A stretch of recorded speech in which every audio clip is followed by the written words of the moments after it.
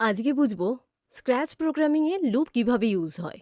আমরা যদি স্ক্র্যাচের এই বেসিক স্প্রাইটকে মুভ করাতে যাই, তাহলে আমাদের দরকার মুভ স্টেটমেন্ট। তো মোশনে গিয়ে আমরা মুভ স্টেটমেন্টটা নিয়ে নিতে পারি।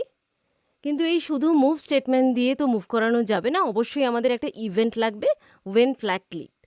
তো এটা নেওয়ার পরে যদি আমরা গ্রিন ফ্ল্যাগে ক্লিক করি, তার মানে কিন্তু ক্যাটটা আস্তে আস্তে এগোচ্ছে। কিন্তু আমাকে প্রত্যেকবার এই গ্রিন ফ্ল্যাগে ক্লিক করতে হচ্ছে। একবার, দুবার, তিনবার, চারবার, পাঁচবার, প্রত্যেকবার ক্লিক করলাম।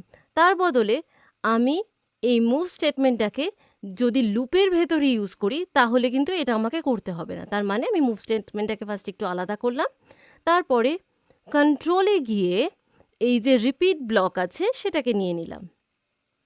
এবার এই রিপিটের ভেতরে আমি মুভ স্টেটমেন্টটাকে নিয়ে নিচ্ছি। এখানে যেহেতু রিপিট 10 আছে, তাহলে আমরা এক্সপেক্ট করতে পারি ক্যাট 10 বার মুভ 10 স্টেপস করবে। তার মানে আমি যদি গ্রিন ফ্ল্যাগ ক্লিক করি, ও অনেকটা চলে গেল, কারণ টোটাল 10 বার কিন্তু ও মুভ 10 স্টেপস করলো।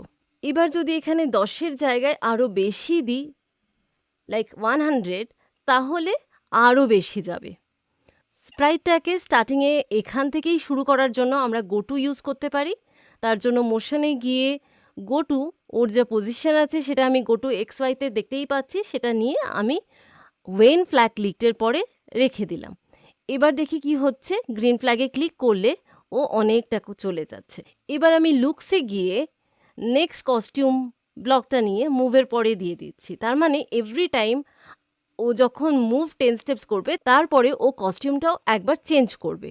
তো দেখি কি হয়, গ্রিন ফ্ল্যাগে ক্লিক করলাম, তো কস্টিউম চেঞ্জ করছে আর মুভ 10 স্টেপস করছে। এটা অনেকটা মনে হচ্ছে ও দৌড়চ্ছে, বাট প্রচণ্ড ফাস্ট।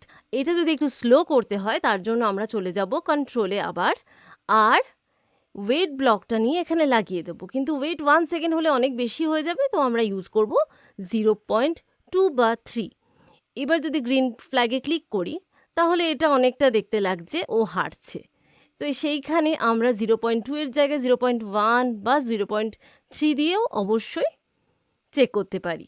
তো তার মানে আমরা দেখতে পাচ্ছি মুভ স্টেটমেন্ট আর নেক্সট কস্টিউম দিয়ে একটা ক্যাটকে আমরা হাঁটিয়ে দিলাম লুপের সাহায্য নিয়ে।